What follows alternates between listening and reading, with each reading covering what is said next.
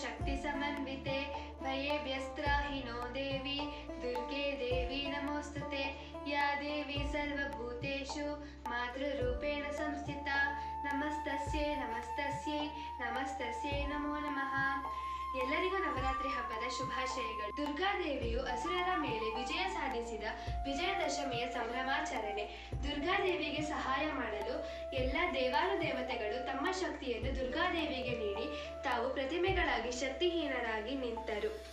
ಈ ಕಾರಣಕ್ಕಾಗಿ ದುರ್ಗಾದೇವಿಗೆ ಗೌರವ ಸಲ್ಲಿಸಲು ಗೊಂಬೆಗಳ ರೂಪದಲ್ಲಿ ದೇವತೆಗಳನ್ನು ಪೂಜಿಸುತ್ತಾರೆ। ನಂತರ ಮೈಸೂರು ರಾಜಮನೆತನದವರು ಈ ಸಂಪ್ರದಾಯವನ್ನು ಮುಂದುವರೆಸಿಕೊಂಡು ಬಂದರು। ಅರಮನೆಯಲ್ಲಿ ನಡೆಯುತ್ತಿದ್ದ ಈ ಆಚರಣೆ ಕಾಲಕ್ರಮೇಣ ಜನರ ಮನೆಗಳಲ್ಲೂ ರೂಢಿಗೆ ಬಂದಿತ್ತು। ಗೊಂಬೆಗಳ ಹಬ್ಬ ಕೇವಲ ಒಂದು ಆಚರಣೆಯಲ್ಲ, ಅದು ಸಾಮಾಜಿಕ, ಸಾಂಸ್ಕೃತಿಕ, ಶಿಕ್ಷಣ ಮತ್ತು ಸಾಮಾಜಿಕ ಸಂಬಂಧಗಳನ್ನು ಬೆಸೆಯುವ ಒಂದು ಆಚರಣೆಯಾಗಿದೆ।